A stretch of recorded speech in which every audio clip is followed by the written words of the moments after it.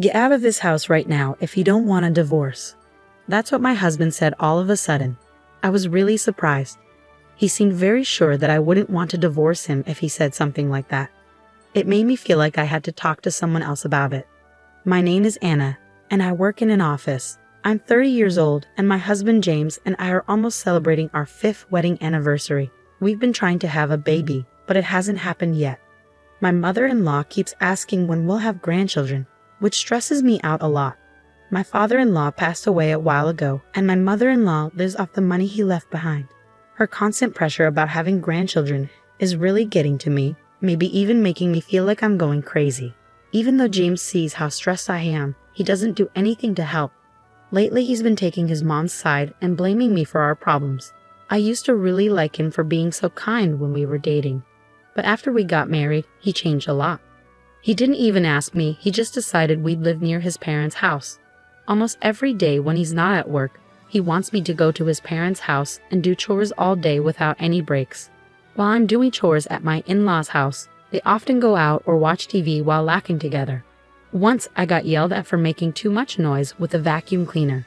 After that, they told me not to use it and to clean with a broom and rag instead. Then my sister-in-law moved back in. She used to live nearby but had some problems and had to come back. Her coming back made things even harder for me. She has a 4-year-old daughter and wants me to make her lunch every day. When I say I can't because of my job, my mother-in-law gets mad and says, "Your sister-in-law is dealing with a divorce."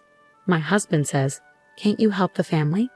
And my sister-in-law says, "It'll be good practice for when you have your own child." So I wake up at 4 a.m. every morning to make my niece's lunch and breakfast for my in-laws, then go back home to finish my chores and go to work. That's the tough routine I'm stuck in. And my husband doesn't help with anything at home. The only time I get to rest is during my work breaks. One day, my husband dropped a bombshell on me, "You should quit your job." I've talked to my mom and sister about it. You know she's having a hard time. Don't you understand? No, I don't get it, I said. He snapped at me and went to take a bath. I couldn't see why my sister-in-law's divorce meant I should quit my job. My husband has a low-paying job, and there are times when I earn more than him. Does he think we can live on his salary alone? Neither my mother-in-law nor my sister-in-law work. I don't understand why they can't handle the housework. Feeling like I couldn't handle it anymore, I grabbed my car keys and drove to my childhood home, which is a bit far from where we live now. My parents had moved overseas, so the house was empty. I couldn't bring myself to talk to them about what was happening. Whenever things got tough, I come here. This place is full of happy memories. While I was lost in thought, my phone rang. It was my husband. "Hey, you're gone after I got out of the bath. Are you at your parents' place again?" "Yes." "Can you stop going there every time something goes wrong?" His words didn't make sense to me. "I'll be working from here for a while, and no, I won't go to your parents' house either. Just come back home now." Feeling defeated, I went back home. Later, I quit my job in the fashion industry. My coworkers thought I might be pregnant, but they didn't know what was really going on. I never had any free time. I had to manage the household all day long. Even when I got sick with a bad cold and high fever, no one seemed to care. I felt like I was just a servant in this house, to be honest. But one day, something surprising happened. Can you guess what? My sister-in-law was getting married again, and her fiancé was a big-shot executive at a major company, making a lot of money. It was quite unexpected. My sister-in-law isn't exactly what you call beautiful, and her personality isn't the best. But hey, everyone has different tastes, and there are all kinds of people out there. The whole family was excited, talking about how she was marrying into wealth. My sister-in-law, all proud, showed me a photo of the guy. Him. As I looked at the photo, my husband said something unbelievable.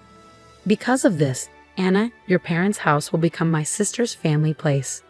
Hold on. That house was left to me by my parents. It's not up to you to decide. The whole family has decided. You, who depends on my money, don't get a say in this. Was the person in front of me really my husband? That house was meant for me by my father, a place for me and my future children. James should know this. Why is he being so selfish? My heart couldn't take it anymore. And to make things worse, my mother-in-law said, "You can't even give us a grandchild. Can't you do something useful around the house for once?" There was no one supporting me in this house. I hurriedly packed a few things and went to my parents' house. making a firm decision. I wasn't going back. A few days later, with no calls from my husband, I thought maybe he'd changed his mind. Then the doorbell rang suddenly. It was my husband and sister-in-law. "What are you doing here?" I asked. "We thought we'd take a look around," my sister-in-law said, pushing past me despite my protests. They ignored me, wandering through the house as if I wasn't there. "This house is pretty nice," my sister-in-law said. "Good for you, Anna. When are you moving out?" My husband asked, unchanged. "My sister's wedding is coming up soon. Get it together." As I stayed quiet, my husband added, "If you don't want a divorce, leave now." My husband was sure I wouldn't divorce him, smiling alongside my sister-in-law. "Got it." Once I confirmed, my husband seemed pleased, saying it's all he wanted to hear. They're planning a family-only trip under the guise of celebrating my sister-in-law's wedding, starting tomorrow. Obviously, I'm not invited. My husband told me to pack up and leave by the time they get back. Then they left, looking excited. I allowed myself a small, bitter smile. 2 weeks later, the day for my in-laws to return arrived. My phone had been ringing nonstop since morning. It was my husband, along with calls from my mother-in-law and sister-in-law. Unable to ignore it any longer, I answered. "Hey, Anna. Where are you?" "I'm at home," I replied.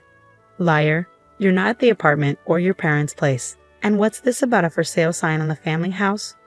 "Yeah, I put it up for sale." "What? Why?" "Well, after you all laughed, I thought about it. The house you're in now just seems so dirty. I like things to be clean. I'm divorcing you." "Don't mess with me," my husband yelled. That was going to be my line. "Let's talk to our lawyers from now on," I said firmly and hung up on him while he was still yelling. On the day my husband and sister-in-law returned, I had already contacted a friend of my father's who runs a real estate company. I didn't know much about selling houses, but he kindly guided me, and we made a pretty good deal. By the way, the apartment we were living in was in my name, since my husband couldn't pass the screening process. Since I had no intention of staying there anymore, I canceled the lease while they were away and sent all of my husband's belongings to his parents' house, with them paying for delivery. Even after that, I kept getting calls from my in-laws, which I completely ignored. I recorded all the awful messages they left on my voicemail. According to my lawyer, my husband was hesitant about the divorce, even though he'd said he wanted it. It seemed he didn't want to lose his maid. I thought it would be a tough fight, but then suddenly, my husband agreed to the divorce. My lawyer told me they all showed up at his office, saying they wanted to divorce me and to do it quickly. My husband had been unsure about the divorce, but my mother-in-law convinced him that since my sister-in-law's new husband was rich, they could hire a new housekeeper with money and replace me with a younger wife. Hearing this, my husband agreed to the divorce. They also offered a small settlement if I agreed not to bother them anymore. I thought that was supposed to be my line, but I decided to accept their offer. Soon after, my sister-in-law got remarried. Life was quiet for a while after that. Taking care of myself turned out to be much easier than I expected. I wish I'd divorced sooner. Well, I'm finally free. Time to enjoy my new life. Just as I was starting to settle into my new life, out of nowhere, my in-laws showed up at my doorstep. The moment I opened the door, they barged in, and my ex-husband demanded, "We need to talk. Sit down." Feeling bewildered, I reluctantly took a seat. Then he said, "Come back home. We forgive you." I couldn't believe what I was hearing, so I replied, "Excuse me?" I wanted them to leave right away, so I joked, "How are you talking about your sister's husband? Has he vanished?" Their eyes widened as if to say, "How do you know about that?" And they stared at me. "What do you know?" my ex-husband asked. "Something. After we got married, he suddenly disappeared. We can't reach him," the mother-in-law added, sounding excited. "And to make things worse, he ran off with her family's money." "Was this your doing? You've brought us such bad luck, daughter-in-law." She looked like she was about to attack me. Tired of their accusations, I decided to reveal a truth to them. "Wow, I didn't know your sister liked hamburgers so much." "What? Why are you suddenly talking about hamburgers? Don't you know? Your sister's husband isn't some executive at a big company. He's just a part-time worker at a hamburger joint."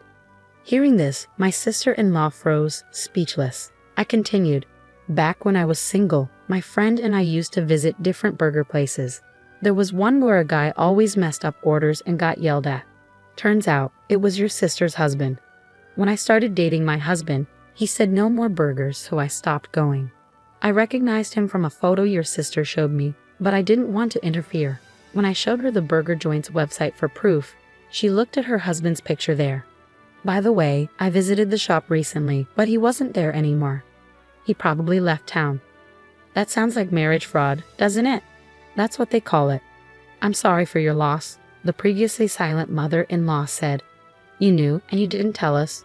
We took care of you, who couldn't even have children for years. You owe us, she continued. Fed up with her unreasonable accusations, I decided to reveal another truth I've been keeping. Firstly, I'm not the reason we couldn't have kids. Maybe my ex-husband can fill you in on that. The mother-in-law looked at her son in shock, and he guiltily avoided eye contact. When we couldn't conceive after marriage, at the mother-in-law's insistence, we got tested. Turns out, there was nothing wrong with me, but my husband had a very low sperm count. The doctor said he was the reason we couldn't have kids. When the mother-in-law asked about the test results, my husband instantly lied, saying I was the problem. I was furious, but they just kept saying things like, "You have to support your husband," refusing to face the truth. My ex-husband teamed up with my mother-in-law, blaming me for everything. Eventually he admitted, "Okay, I was wrong. When the house sells, we'll get a good amount of money, right? Let's all live happily as a family again," my ex-husband said. "Well, we've been through a lot, but let's get along from now on," my mother-in-law added. By the end of the day, I realized they probably came here today with the intention of getting their hands on my money. What a disgusting bunch. There's no way I'm getting back together with you, and I don't consider any of you family. Upon hearing this, my ex-husband snapped back, "Feeling a bit too confident now, huh? I know you don't have much savings, even if you sell the house. How do you plan to survive?" It seems he had snooped into my bank account during my single days, and now he had this smug look on his face, as if to say, "Now that you know, do as you're told." To mock my situation, the three of them were smirking at me, so I decided to tell them a little truth. "Sure, I don't have much money saved up. I told you so. But actually, I've put my money into stocks enough to live without a job for a few years, at least." They looked surprised when they heard this. Ever since I was young, my dad was into stocks and making smart investments. I learned from him and made some good investments myself. The money that helped my parents move overseas came from those successful investments. I never told my greedy ex-family about this. Seeing their disappointed faces, I told them they could leave. But then I remembered something from our divorce agreement. If we meet without a good reason, one of us has to pay a penalty. I threatened to call the police if they didn't leave. That scared them off, and they hurried away. I called my lawyer right away and was told to let him know if they tried to come back.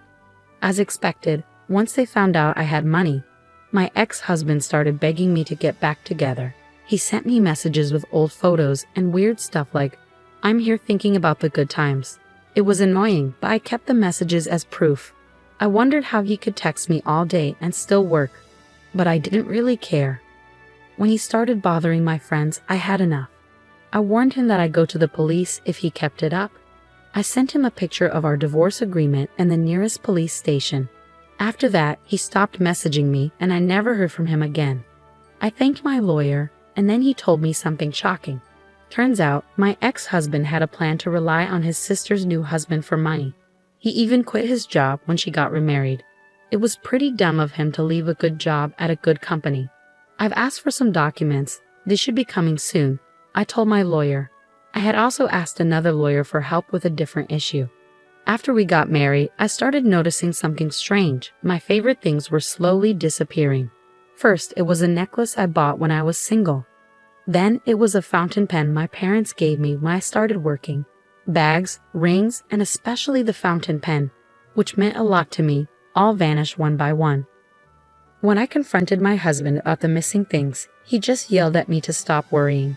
That made me even more suspicious, so without telling him, I set up a camera in our closet. What it caught was shocking. My husband and mother-in-law going through my stuff and looking pleased with themselves. And when my sister-in-law moved back in, the camera showed 3 of them instead of 2. They took advantage of me not saying anything and kept doing it. They were secretly selling my stuff for money. They probably noticed the balance in my bank account and thought they could get away with it. This went on until we got divorced, and I gathered a lot of evidence. When they thought I wouldn't do anything, I sued them for damages and emotional distress caused by their actions. They're probably freaking out now, but they brought it on themselves. As for what happened to them, my sister-in-law's ex-husband found out about the incident and took custody of their daughter. Since my sister-in-law didn't seem to care much for her daughter, I felt relieved. Recently, I saw the daughter and her ex-husband happily shopping together, holding hands. She had a genuine smile, something I rarely saw when she was with my in-laws. The three of them, who wanted to live comfortably, tried to get welfare, but they were denied because they were healthy and didn't qualify. My husband, too proud to find another job, ended up begging his old workplace for his job back. But they were glad he had quit and called the police when he wouldn't leave. Now he has to take day labor jobs to make ends meet. My mother-in-law and sister-in-law had to pay me compensation, so they both started working part-time at a nearby supermarket. But since they weren't used to working, they struggled with their new jobs. Interestingly, ever since they started working there, the supermarket's sales have dropped significantly. They've earned themselves a nickname, the plague-bringing mother and daughter. By the way, the hidden camera from my marriage is still around. Turns out, they were renting the house they lived in, not owning it like I thought. When they couldn't afford the rent, they moved to a rundown apartment that's known for being pretty bad. They're barely making ends meet, and it seems like they're always arguing. The other day, the police had to come because their fights were so loud. As for me, thanks to their help, I sold the house and used the money to start a new clothing company with a colleague from my old job. Lately, we've been getting more customers and even getting featured in magazines and on TV. Being able to do the work I love again is the best thing ever. Oh, and there's more good news. I met a man through work, and we're getting married. His family is really nice to me, and they've treated me like one of their own. Plus, we're expecting a baby, and I can't wait to be a mom. Right now, I'm the happiest I've ever been in my life.